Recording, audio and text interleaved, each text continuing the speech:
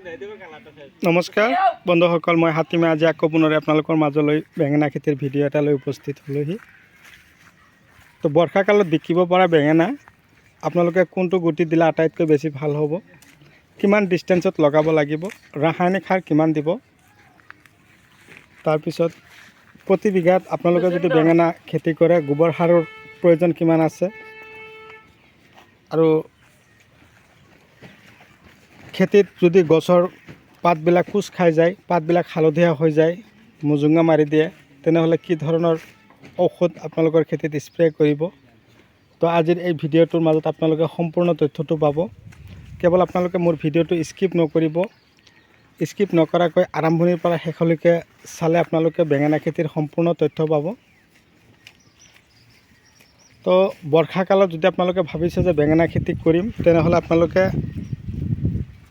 চৈতি যিটো বেঙেনা আছে সেইটো আপোনালোকে গুটি পচাই দিয়ক। তাৰ লগতে প্ৰতি বিঘাত আপোনালোকে 1.5 গাড়ীকৈ গোবৰ সাৰ দিয়ক। প্ৰতি বিঘাত super phosphate 50 kilo, urea 15, DAP 15, potash 10 kilo দি ধুনীয়াকৈ হাল মাৰি ময়াই ধূলিময় কৰি তাৰপিছত লগাব। এটা পুলিৰ পৰা আৰু এটা পুলিৰ দূৰত্ব ৰাখিব 2 হাত, শাৰীৰ পৰা শাৰীৰ দূৰত্ব 2 হাত ৰাখি আপোনালোকে লগাই শেষ কৰিব। প্ৰথমতে যদি আপোনালোকে ভাবিছে যে পুলি প্ৰস্তুত কৰিব লাগে, তেনেহ'লে আপোনালোকে মাটি ধুনীয়াকৈ ওখ কৰি ল'ব, ভালদৰে মাটি উৰ্বৰ কৰি তাৰপিছত আপোনালোকে এটা ৰাতি গুটি ভিজাই ৰাখি তাৰপিছত পুলি আপোনালোকে গুটি পচাব, যাতে পানী জমা নহয়। আৰু এই বেঙেনাটো বহুত লাগন্তি আৰু বেঙেনাৰ ধৰণটো বহুত ভাল। তো বহুতে কমেণ্ট কৰি আছে যে বৰ্ষাকালত বেঙেনা খেতি কৰিলে আমি কোনটো বেঙেনা লগাম। এতিয়া লগালে আপোনালোকে চৈতি বেঙেনা লগাব, আপোনালোকে বহুত ভাল ফলন পাব। এতিয়া কিন্তু গৰমৰ উত্তাপ দিনক দিনে বৃদ্ধি পাই আছে। গৰমৰ উত্তাপ বৃদ্ধি পোৱাৰ লগে লগে পোকৰ উৎপাত বাঢ়ি যাব। সেইকাৰণে আপোনালোকে গছৰ পাতবিলাক যদি কোচ খাই গৈ আছে, চেমডিছ স্প্ৰে কৰিব, গ্ৰেছে স্প্ৰে কৰিব।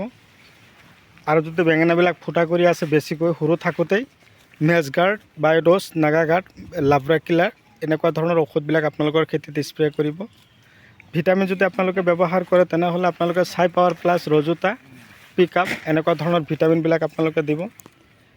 এই ভিটামিনবিলাক আপোনালোকৰ খেতিত দিয়াৰ লগে লগে আপোনালোকৰ গছবিলাকৰ যিটো সৰু সৰু গছত যেনেকুৱা ফুলবিলাক ফুলিছে, তো ধুনীয়াকৈ ফলনবিলাক আহি যাব আৰু এটা ফলনো মিছ নামাৰে। তো বন্ধুসকল, এতিয়া যদি আপোনালোকে মোৰ চেনেলৰ নতুন ভিউৱাৰ্ছ হিচাপে আছে, তেনেহ'লে মোৰ চেনেলটো ছাবস্ক্ৰাইব কৰি দিব আৰু কাষত থকা বেল ঘণ্টিটো লাহেকৈ বজাই দি আপোনালোকে মোক আগুৱাই যোৱাত সহায় কৰিব। তো আজি খেতিত ধুনীয়াকৈ ঘাঁহবিলাক চাফা কৰি আছে, ঘাঁহ বহুত ঘাঁহ হৈছে, বৰষুণ পৰি আছে, ইফালে মাটি একদম পূৰা জিকা। সেইকাৰণে আজি অকণমান ৰ'দ পাইছে কাৰণে খেতিয়কে একদম পূৰা চাফা কৰি আছে। মাজে মাজে আপোনালোকে কি কৰিব লাগিব, উন্নত ধৰণৰ ফাৰ্টিলাইজাৰ দিব লাগিব। মাৰ্বল আছে, জিবা 26 আছে, তাৰপিছত বনাছ আছে, ষ্ট'প্লেজাৰ 95, হিমুক আৰু ফলভিক এচিড থকা। এইটো যদি আপোনালোকে দিব পাৰে ফাৰ্টিলাইজাৰ, আপোনালোকৰ খেতিত যথেষ্ট ফলন আহিব। ভিডিঅ' চাই কেনে পালে কমেণ্ট কৰিব। আপোনালোকে চাই আছে, আপোনালোকৰ লগত আপোনালোকে বেলেগকো চোৱাৰ সুবিধা কৰি দিব। তাৰ কাৰণে আপোনালোকে মোৰ ভিডিঅ'টো আপোনালোকে শ্বেয়াৰ কৰিব, যাতে এনেকুৱা ধৰণৰ ভিডিঅ' চোৱাৰ পিছত আপোনালোকে আৰু বেলেগ ভিডিঅ' চাব নালাগে। এনেকুৱা ধৰণৰ ভিডিঅ' পাই আপোনালোকে নিজেও খেতি বাতি কৰিব পাৰিব, প্ৰস্তুতি ল'ব।